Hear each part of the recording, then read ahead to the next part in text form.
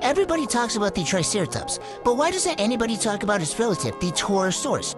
So the Torosaurus and the Triceratops also lived in North America in the late Cretaceous. As you can see in this map, they actually sometimes lived right next to each other and were basically neighbors. Even though the Torosaurus were smaller than the Triceratops, they still grew to 25 to 30 feet long, they grew to 8 feet tall, and weighed 6 to 7 tons.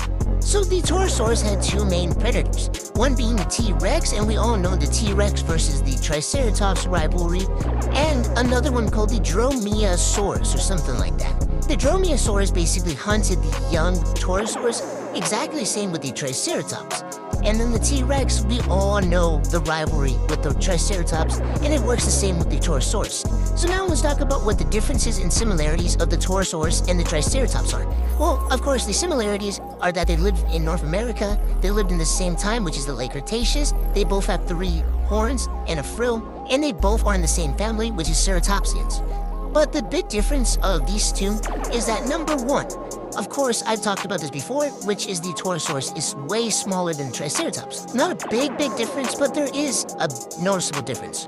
Another difference is that the Torosaurus frill is giant. And just look at this comparison to humans. The frill is like 8 feet tall, or the skull is, I think.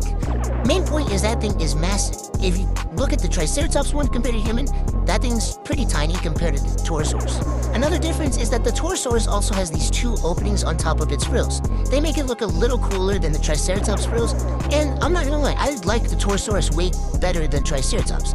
Do you guys think that the Torosaurus should step into the spotlight like the Triceratops, or do you think it should just stay unknown for not many people knowing that it even exists?